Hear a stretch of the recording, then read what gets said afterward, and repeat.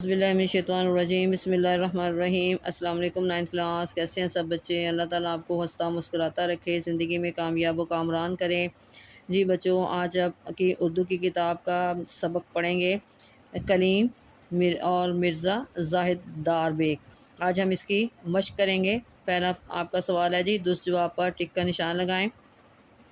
मिर्ज़ा ज़ाहिद दार बेग ने कलीम को जिस मस्जिद में ठहराया वो थी आबाद और पुर रौनक, कुशादा और खुशगवार, तंग व तारीख, वीरान और वहशतनाक।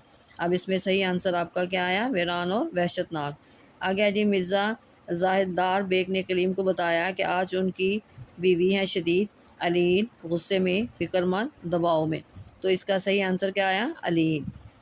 मिर्ज़ा ज़ाहिद दार बेग ने कहा कि आपको मेरी निस्बत सुखन साजी का एहतमाल होना, सख्त गुस्से की बात, सख्त ताज्जुब की बात, तशवीशनाक बात, सख्त हैरत की बात। अब इसमें सही आंसर क्या आया? सख्त ताज्जुब की बात। आ गया जी। मिर्ज़ा ज़ाहिद दार बेग ने भुने हुए चने कलीम को बता कर खिलाए, लजीज पराठे, मज़ेदार मिठाई, घी की तली दाल, बेसनी रोटी। अब इसमें सही आंसर क्या आया? बेसनी रोटी। आ गया जी। मिर्ज़ा ज़ाहिद दार बेग ने जो चने लेकर आए थे वो थे 1 मुट्ठी, 2-3 मुट्ठी, 1 पाव या आधा सेर। अब इसमें सही आंसर क्या आया? 2-3 मुट्ठी। आ गया जी। कलीम के पीछे जो शख्स भागा उसका नाम था मिर्ज़ा ज़ाहिद दार बेग, मिर्ज़ा ज़बरदस्त बेग, मिर्ज़ा ताकतवर बेग और मिर्ज़ा जानदार बेग। अब इसमें सही आंसर क्या है आपका? मिर्ज़ा ज़बरदस्त बेग। अब अगला सवाल आपका है जी, सबक कलीम और मिर्ज़ा ज़ाहिद दार बेग के मतन के मुताबिक सवालों के जवाब लिखे। पहला सवाल आपका है जी, सबक कलीम और मिर्ज़ा ज़ाहिद दार बेग डिप्टी नज़ीर अहमद के किस नावल से मुस्तार है? तो इसका सही आंसर इसका लिखेंगे जी, सबक कलीम और मिर्ज़ा ज़ाहिद दार बेग अपने डिप्टी नज़ीर अहमद के नावल तौबतन नसूस से मुस्तार हैं। आ गया जी। मिर्ज़ा ज़ाहिद दार बेग का मकान कहाँ वाक़या था और कैसा था?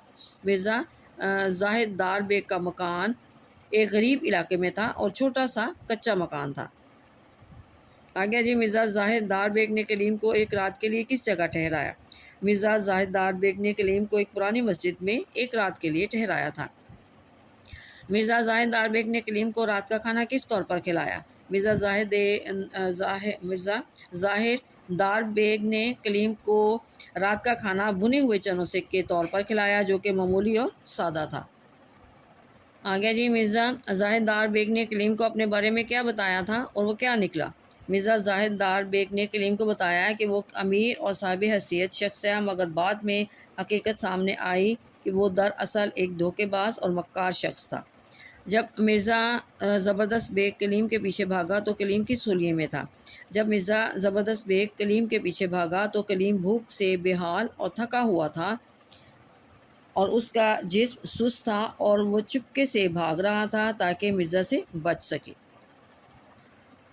जी बच्चों, आगे हैं आपके दर्ज अल्फाज के मायने लिखें। अपने ताई, अपने आप को, क़ल्ब माहियत, हकीकत की तब्दीली, हैयत कज़ाई, मौजूदा हालत, देव इश्तहा, भूख शदीद, इख्तिलाज क़ल्ब, दिल की धड़कन की बेतरतीबी, हक़ूक़ मार्फत, पहचान के हकूक़, मुर्ग़ नो गिरफ़्तार, फंदा ज़दा परिंदा, सुखन साजी, बातें बनाना, चारों नचार, मजबूरी, तस्बीह बेहंगाम, बेवक्त का मुसलसल शोर। अच्छा जी, आगे दिए हमारे दर्ज झैल में से लफ्ज़ मुंतखब करके सबक के मतन के मुताबिक जुमले मुकम्मल करें। अब ये दिए हुए उन्हें ना आपको नीचे आपका अलिफ में क्या आएगा जी? नंबर 1 पे आपका आएगा जी अपने ताई, नंबर 2 में हम रकाब, नंबर 3 में अलील, नंबर 4 में बंदा नवाजी, नंबर 5 में शिम्मा, नंबर 6 में सुखन साजी, नंबर 7 में महताब और नंबर 8 में शेड्यूल। अच्छा जी, आगे आपका है जी रोज़मर्रा और मुहावरा, यानी कि रोज़मर्रा में जो हम अपने जुमले इस्तेमाल करते हैं उसके बारे में। रोज़मर्रा उस बोलचाल और उसलूब बयान को कहते हैं जो ख़ास अहले ज़ुबान इस्तेमाल करते हैं। इसमें क़ियास को दखल नहीं बल्कि समात पर दारोमदार है। मसलन बिला नागा पर क़ियास करके इसकी बजाय बेनागा तो हम कह नहीं सकते इसमें, क्योंकि हम कहते हैं ना वो बिला नागा स्कूल जाता है, वो बिला नागा ये काम करता है, तो इसमें हम ये तो नहीं कहेंगे ना कि वो बेनागा काम करता है। तो इसमें क्या बताया गया कि बिला नागा पर क़ियास करके इसकी बजाय हम बेनागा और रोज़ रोज़ की जगह दिन दिन नहीं कहा जा सकता। जैसे कि हम कहते हैं कि वो रोज़ रोज़ स्कूल जाता है, وہ روز روز یہ کام کرتا ہے. اب اس میں ہم دن دن تو استعمال نہیں کر سکیں گے نا، تو یہاں پہ کیا آئے گا؟ روز روز کی جگہ دن دن نہیں کہا جا سکتا، کیونکہ اہل زبان کے یہاں یہ الفاظ بول چال میں اس طرح کبھی نہیں آتے. جی آگے جی محاورہ. محاورہ بھی روزمرہ کی طرح اہل زبان کا اسلوب بیان ہی ہے، مگر محاورے میں کم از کم 2 الفاظ ہوتے ہیں، اور ان میں سے ایک لفظ عموماً مصدر ہوتا ہے، اور اس جملے میں اس مصدر کے تمام مشتقات استعمال کیے جا سکتے ہیں. مثلا محاورہ ہمیشہ اپنے مجازی معنی دیتا ہے، اور اس میں عذر و قیاس تبدیلی کرنا ہرگز مناسب نہیں. جیسے گل کھلانا، ایک محاورہ ہے نا، گل کھلانا. اب اگر اس کو ہم چینج کر دیں گے، وہ کیا ہے کہ اس کی جگہ ہم پھول کھلانا بھی نہیں کہہ سکتے. گل کھلانا تو ایک محاورہ ہے نا، کہ اس نے ایک گل کھلا دیا، اس نے کیا کیا، تو اس میں کیا آئے گا؟ اس کی جگہ ہم پھول کھلانا نہیں کہہ سکتے. اسی طرح گھوڑے بیچ کر سونے کی جگہ گھوڑے فروخت کر کے سونا ہرگز درست نہ ہوگا. یاد رہیں کہ اردو میں روزمرہ اور محاورے کے حوالے سے ڈپٹی نذیر احمد کی زبان کی صنعت کی حیثیت حاصل ہے. آگے آپ کا سوال ہے جی، درج ذیل محاوروں کو اپنے جملوں میں اس طرح استعمال کریں کہ ان کا مفہوم واضح ہو جائے. جی واویلا مچانا، ہنگامہ یا شور مچانا. اس میں جملہ بنائیں گے: اس بات پر پورے محلے میں واویلا مچ گیا کہ گلی میں پانی کا بحران پیدا ہو گیا ہے. آنکھ لگنا، نیند آ جانا. جیسے ہی وہ اپنے کام میں مشغول ہوا، اس کی اچانک آنکھ لگ گئی اور تھوڑی دیر کے لیے وہ سو گیا. چکرا جانا، سر چکرانا یا بے ہوش ہونے کی حالت.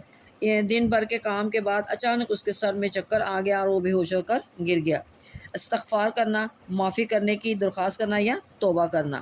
اس نے اتنی بڑی غلطی کرنے کے بعد دل سے استغفار کیا اور اللہ تعالیٰ سے معافی طلب کی. آگے جی تنبیہ پکڑنا، خبردار کرنا یا خبردار ہونا. اس میں جملہ کیا بنائیں گے کہ اس نے استاد سے تنبیہ پکڑی کہ آئندہ ایسی غفلت نہیں کرے گا. آگے جی چمپت ہونا، جلد چلا جانا. اس کے تمام ادارے جو تھے، جو کام میں انہوں نے کام کیا اس میں فائدہ نہ نکلا، تو ادارے کے تمام لوگ چمپت ہو گئے. دھوم ہونا، بہت زیادہ شہرت ہونا. اس کے نئے گانے کی ریلیز کے بعد پورے شہر میں دھوم مچ گئی. آنتوں کا قل ہو اللہ پڑھنا، بہت بھوک ہونا. اس کی آنتیں بھوک سے قل ہو اللہ پڑھنے لگیں. جی بچوں، یہ تھی آج کی ہماری ایکسرسائز. اس کو آپ نے اچھی طرح سے سمجھ لینا ہے اور اس کو یاد کر لینا ہے. دعاؤں میں یاد رکھا کریں. اوکے، اللہ حافظ.